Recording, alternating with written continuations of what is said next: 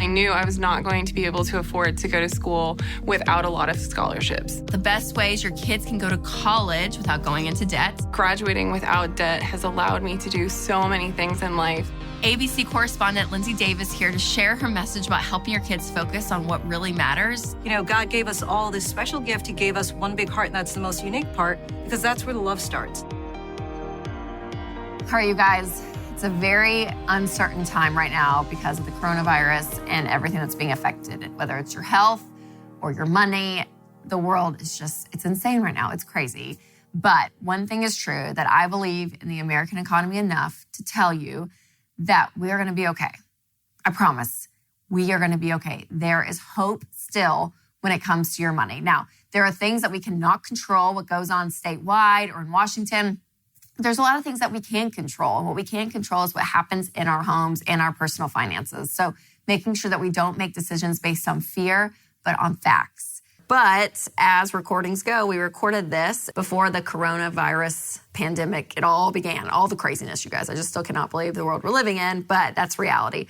But all the content in these episodes, they still ring true. So no matter what is happening in the economy, things might be a little bit harder at times for sure, but I hope this content brings you hope. I hope it brings you life, and I hope it brings you some really great tactics to help you with your money. So here's today's episode. Hey everyone, welcome to another episode of the Rachel Cruze Show podcast. So glad that you're here. Well, this podcast, we're going to talk all about kids, and it doesn't matter how old they are, what they're interested in. Kids cost a lot of money. You're taking care of a human being, and that's awesome, but it doesn't have to be so expensive. And today I'm going to talk all about some big ways to save money on your kids, and we'll cover some things that you don't need to waste your money on for a new baby and things that I personally can't go without. You'll hear about the best ways your kids can go to college without debt. And plus, I've got ABC correspondent Lindsay Davis here to share her message about helping your kids focus on what matters, and it doesn't cost anything. And since my kids are still little, I asked you guys to share your best money-saving tips for school-age children. And as always, you came through for me. So we'll get to those later. All right, right now, I'm in the season of life that is all about baby. And it's my third time around, and I can tell you, I've learned a few things. So there's a lot of things that people tell you that you have to buy. And you feel this pressure to spend all this money on stuff. And then at the end of the day, you look and you're like, I wasted so much money on all this stuff for a new baby. It's a hard reality. So let's just get the record straight. Because there are 4 things, in my opinion, again, these are all my opinion, that you do not need for a new baby, that you do not need to waste your money on. Number 1, a wipe warmer. No, they're fine. I promise. They are fine. I don't care if it's 3 p.m. or 3 a.m. They're fine. Unless you got a wipe warmer for a shower gift and you got it for free, then sure, you can use it. Don't go buy one. No. You don't need to waste your money on that. Number 2, expensive baby clothes. Listen, in an hour, they're going to outgrow the clothes, okay? So they usually wear an outfit, especially that first year, like once or twice. I had so many clothes from Amelia. So many clothes. And then I passed them on to Caroline. And now that it's a boy, I just consigned 187 items. And I was so excited. But guess what? Only 86 sold. So now I'm stuck with 100 items that I can't use, that I bought, that has literally been used once. So someone at Goodwill in Franklin, Tennessee is going to be very happy if they have a little girl, because there's going to be a lot of cute baby girl clothes. But again, I wasted so much money on baby clothes. It's just so sad. Number 3, in the same genre, don't waste your money on baby shoes. No baby shoes. When your baby can't walk, your baby doesn't need shoes. And yet, people spend so much money on name brand shoes like Uggs and Nike and like all this. And yeah, I guess it's kind of cute to have like a little 2-week-old in a pair of high tops, but I don't think so. I don't think it's that cute, because they're going to outgrow them. Like in an hour, they're not going to need the shoes, and the baby can't walk. Do you remember that? Like they can't walk. So don't waste your money on baby shoes. And last but not least, in my opinion, again, the diaper genie. Yeah, just a Publix bag, a Kroger bag, a Whole Foods bag, a grocery bag, anything that you can just throw old diapers in and then throw it away at the end of the day or in the midday. That's all you need. You don't need a fancy little thing for your diapers, okay? Just get a trash bag. It's fine. It's all good. Now, there are some things that you really do need. And again, this is all my opinion, but things that are great investments that will make your life easier if you have a new baby. Number one, the sleep sack swaddle. Yes, you zip them up. They got those little Velcro flaps. You put their little arms down and they sleep. Oh, and they sleep so well. Swaddling, it's the best thing, especially when they're newborns. They sleep really, really well. So invest in a good swaddle. Number two, Aquaphor. We have tubes of Aquaphor at our house. Lots and lots and lots of Aquaphor because Aquaphor solves anything from chapped lips to diaper rash to whatever you need. It solves it. We've convinced our kids that Aquaphor literally solves everything. That Amelia had a mosquito bite the other day. She was like, I need some Aquaphor on it. I was like, oh, poor thing. You don't know it doesn't take away the itch, but you believe it solves even a mosquito bite. So Aquaphor, though, really, it's the best thing. So get a bunch of Aquaphor. Also, cloth diapers for your burp cloths. That's right. Like Gerber has a brand, and it's a white cloth diaper. But don't use it for the diaper. Use it for the burp cloth because when they spit up, it absorbs so much. And they're super cheap. You can buy them in bulk. I love it. Next, I'm going to get some haters on this next one, but I'm totally confident and okay with it. But Baby-Wise. Yeah, it was something I could not live without. It's like a $10, $15 book on Amazon, and it helps you sleep train your baby. In fact, the subtitle is On Becoming Baby-Wise, giving your infant the gift of nighttime sleep. And not just your infant, but you. Yes, parent, new parent of little child. Yes, you get the gift of nighttime sleep. I'm all about sleep training. It's one of my spiritual gifts. I say it all the time. I could be a travel agent or a sleep trainer for a baby. It's what I'm good at. It really is. And so I could not live without it. And again, this is totally to each its own. Some people hate the idea of sleep training. That's fine. If it's not in your natural bent, don't do it. Don't do it because it may drive you crazy. But for Winston and myself, we thrive on this kind of stuff. And it's helped us. Both of our babies have slept through the night at 8 weeks. And it works. It does. It really works. But you got to be committed, okay? You got to be committed. Some people say, yeah, I kind of did Baby-Wise-ish and it didn't work. I'm like, yeah, that's the ish mentality. That's when people say, we do the Dave-ish plan. We're kind of getting out of debt. Yeah. No. You got to be committed. So if you do Baby-Wise, you got to commit. Okay, I just wanted to stop right here and say that, yes, I was joking about the Baby-Wise-ish thing. But what's funny is that translates even to your money. People do Ramsey-ish stuff.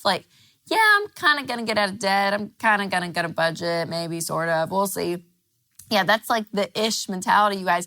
You have to be committed. Listen, when you are committed, that's when you're going to see results. When you say, you know what, we are going to get out of debt. We're going to take all of our focus and focus on this for the next 2 years of our lives, and we're going to just do it. That's committed. Or every month, we are going to do a budget. Even if we feel like we messed it up a lot, we're still going to be committed to do it. Those are people that see change. When you are committed, instead of just kind of involved or watching from the sidelines, you're going to see change. So I'm telling you guys, don't be ish on your money. Don't be Ramsey-ish. Be committed. Be full in. Okay, let's get back to it. All right. And the final, probably the most important thing that you need to take care of while you have an infant is making sure that you have term life insurance. Your baby doesn't need term life insurance. You need term life insurance. So with all the new things that parents have going on, there's so much. It's not usually something that people think about needing. So it is so, so important. Even if you're just thinking about starting a family, be thinking about term life insurance. And it isn't something only parents who work outside the home need. Even if one parent stays at home, you both need to make sure that you have life insurance. Because let's be honest, stay-at-home parents, they do a lot for their families. And the bottom line is you need to make sure your loved ones are protected.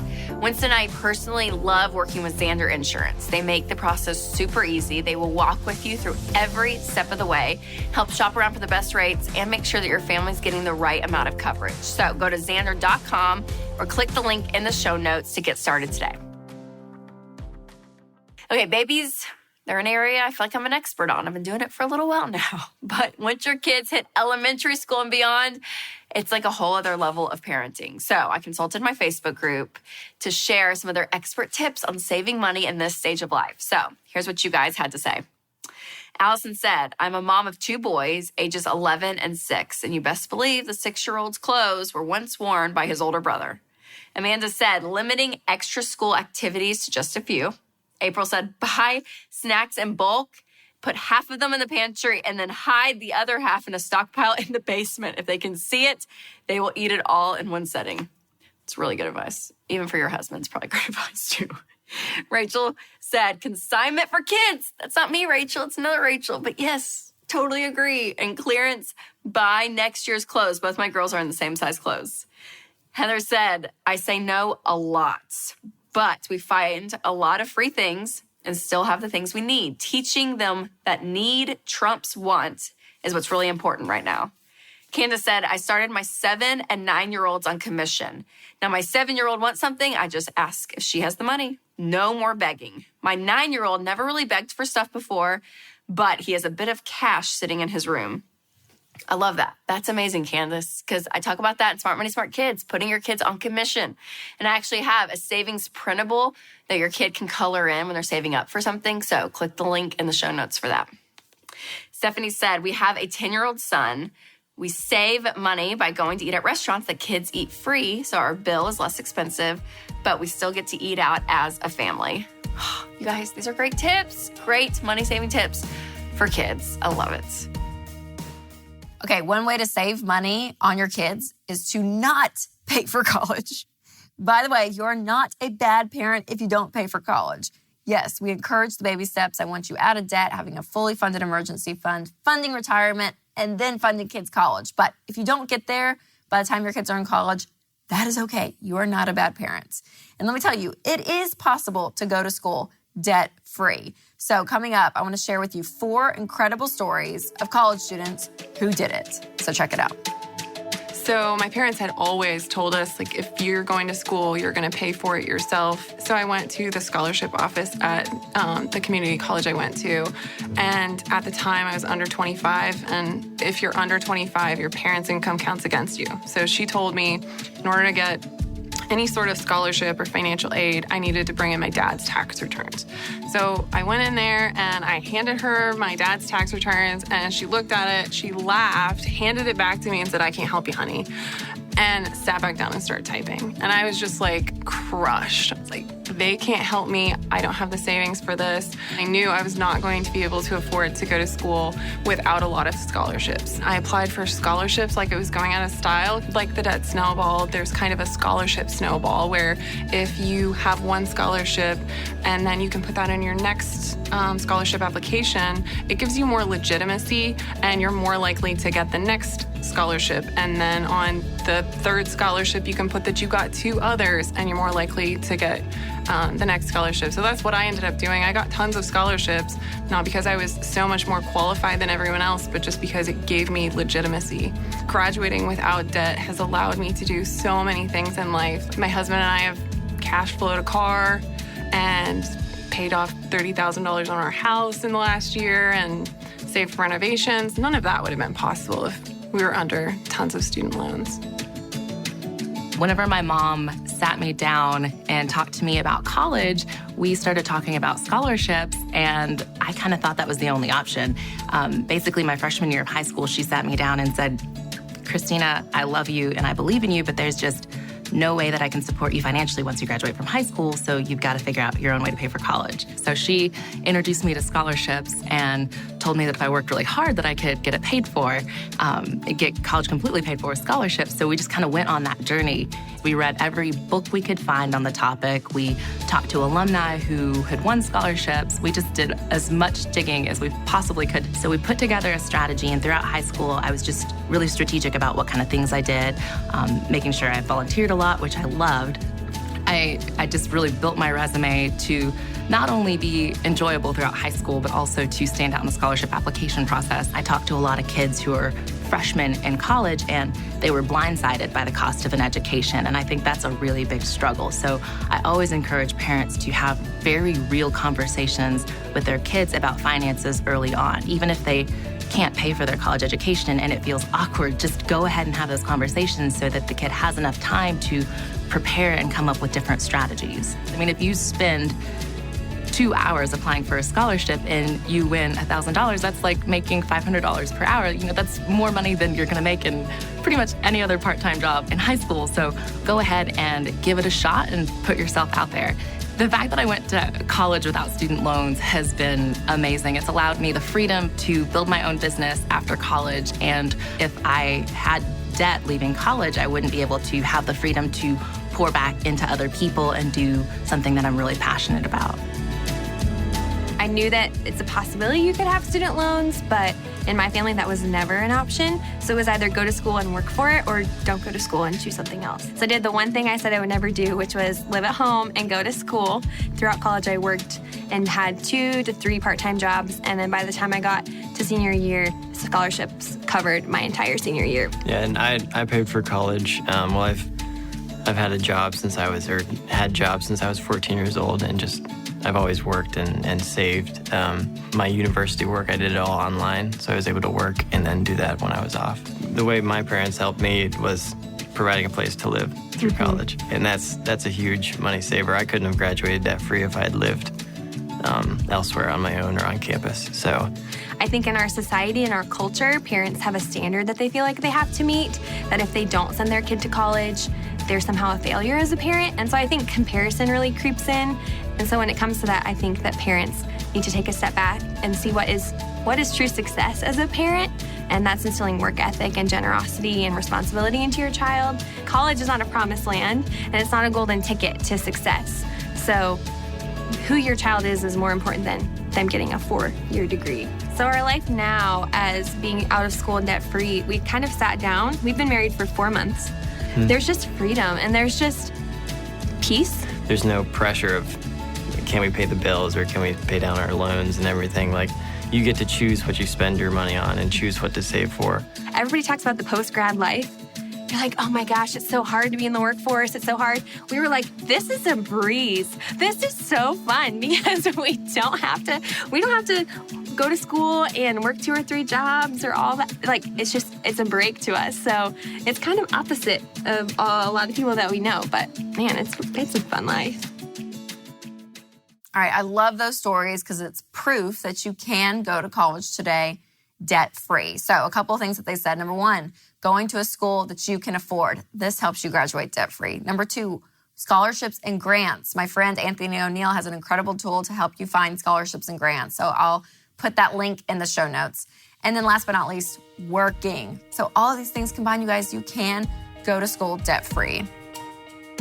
One of my favorite packages to ever show up at my door is my Tuft & Needle mattress. I've got a couple now, and seriously, I love this mattress. You guys know exactly how it is. When you're juggling all the demands of mom, wife, work, friends, etc., good sleep is a must, and I've never slept better. Tuft & Needle is the best-rated mattress on Amazon with over 100,000 5-star reviews. Try it out. You can get a mattress starting as low as $3.99. Plus, it ships free, and you get to keep it for 100 nights risk-free. If I'm wrong, just send it back. Go to tn.com to get started. That's tn.com.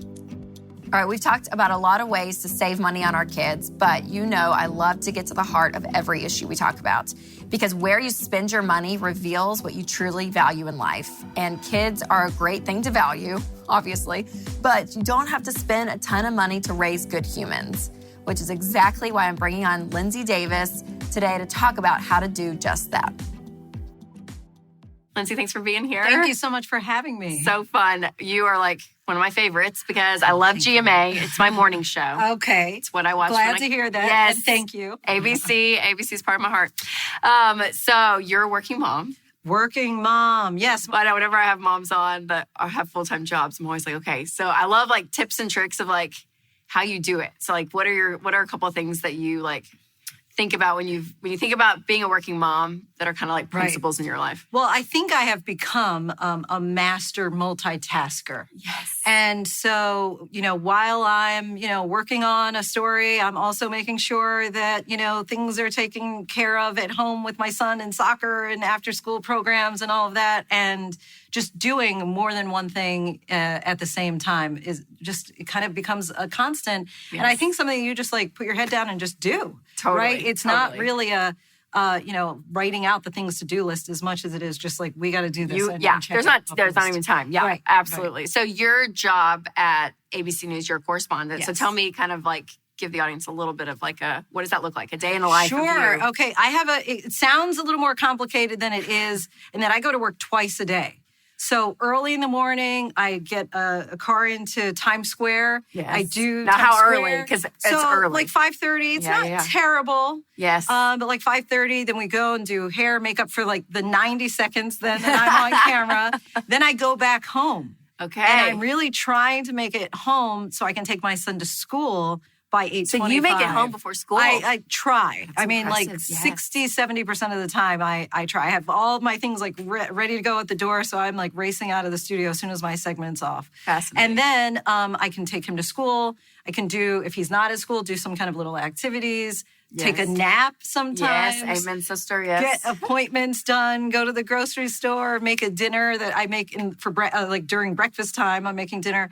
And then in the afternoon, I go back to work to be on standby for World News. And then I'm home normally before bedtime. Wow. So it feels like a lot, but when you're in it and just being able to make it home to see, your child off to school, I think it makes it all worthwhile. Oh, absolutely, for sure. I know. It's like those small times during the day that I'm like, Yes. if you can like get those, like that's it. Right. And I think that those are the things that children will remember. Or at least Oh, I hope that yeah. those are the I know, right? You're like, moments, right? busting my butt. You better remember. So good. So on this show, we talk a lot about money Mm-hmm. and talking about the value of even just giving. And when you give to others, you really are valuing that person a lot. And so you're really passionate about teaching kids about valuing other people. And so I just want to know, like, where did that all come from for you? Well, one thing I'll say, especially having a child, it has made me better. One thing I started right before my son was born was a holiday charity event that we do with a Fox women's shelter in Harlem. Okay, yeah. So every Christmas, I gather up my friends and family and make them adopt a friends and family. Not even make. I mean, they're interested. Oh, totally. In Yeah, really doing sure. it. And then this was like a love project that it became more important for me once I had a child, so that he would see me and my husband doing this. And so that now he's excited about giving. Yes. And, even we'll round up his toys and like things that he might not be using. And then we'll go out shopping and say like, well, what would you like? As a 4-year-old boy, what do you think that another 5-year-old boy would like, or a 4-year-old boy? And to the different ages as each year, we kind of shop for somebody that's his age and his gender. And then he has to give it away. The thing that he would like want the most and give it away. And I think that is what fulfillment is. That is what is really being rich, right? In the end, as long as your needs can be met, right? And then and that really is like the greatest thing, right? About when you have, and even when you don't have, but being able to give to other people. And I think that that's just such an important message. If there are like 3 things that I can impart to my son, that is one of the top ones. Yes. Oh, I love that. I know, living with that open hand. But you wrote a book, One Big Heart. Yes. Which I was just telling you before we started this, that like even the illustrations, you guys are just, it's so great. Okay, so tell me about the book. Yeah, so One Big Heart, a celebration of being more alike than different. I think that I call it a reinforcement for children of what I think that they already know. Because inherently, people will often say that, kids don't see color, and I totally disagree with that. I think that kids do see color, they just don't assign a value to it. It's quite often adults who do that, and adults that make the different separation and like, oh, we're different because of this. And so because I do believe that kids see color, I wanted to create a book where we would talk about it. And it's not like the elephant in the room that you just like are like, well, they're too young to know and talk about. So it's like, hey, we do have different skin colors, and we have different features, and we have different likes and dislikes and personalities. We have different backgrounds and beliefs, right? But God gave us all this special gift. He gave us one big heart, and that's the most unique part, because that's where the love starts. And I just feel that it's something that children inherently know. As my son, and you have young girls, and as they're meeting new friends, I would ask you, do they ever come home and say, well, this is their race, and this is their gender, and this is their background? No, they say like, oh, well, we like dolls, and we like Legos, and we like the things they are able to come common up grounds with what they have. Yes. That is so, so good. Because you have other kids' books, you said. Yes. So I have, this is the second, The World is Awake, a celebration of everyday blessings.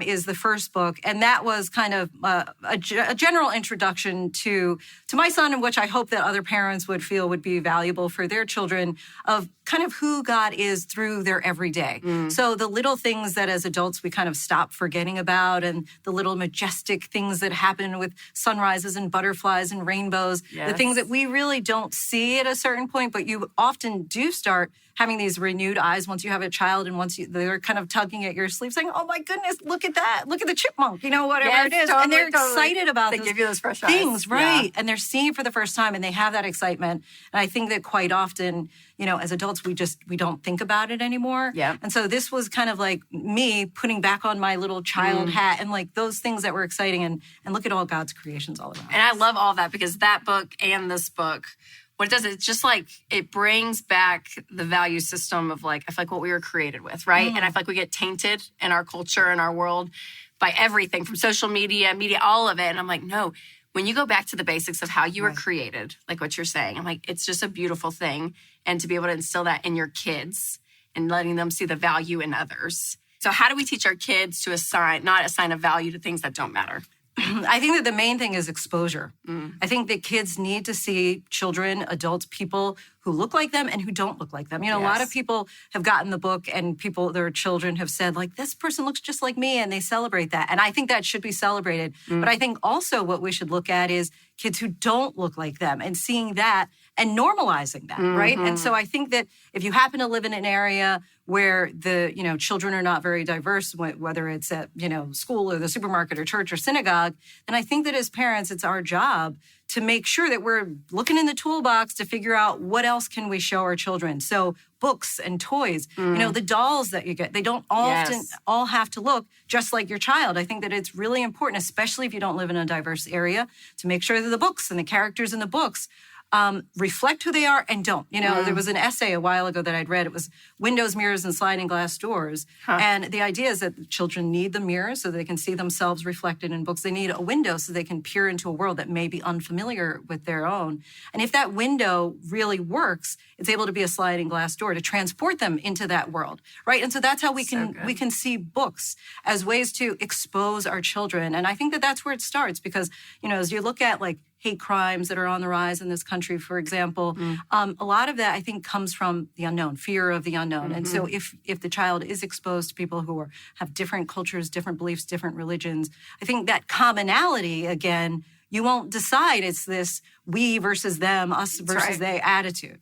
Yeah, because the unknown is what creates that scariness. Yes, almost. exactly. And you just remove that completely by normalizing it. Right. And so, it's so good. Oh, Lindsay, you guys, seriously, check it out. One Big Heart. Beautiful, beautiful book. Not just the illustrations, but obviously the message that's in it is just absolutely fabulous. So thank you so much for coming on. We so appreciate it. And you can get this wherever books are sold. Thanks, Lindsay. Thank you. Oh, what a great episode. Now, even if you're not a parent right now, I hope you can tuck away some of those tips for later. And let me just say, parents, you're probably doing better than you think you are. Remember, with kids, more is caught than taught. All right, if you have not subscribed to this podcast, make sure you do that. And if the Spirit leads, you can leave a review. And if you're looking for the free savings printable or anything that I mentioned in today's show, we'll put those links in the show notes. All right, as always, remember to take control of your money and create a life you love. If you guys enjoyed this podcast, we have more from the Ramsey Network, like The Chris Hogan Show. I am so excited to be able to talk to you all week in and week out. We're going to talk about your money, your life, your dreams, and your goals. You know why? Because I'm your coach.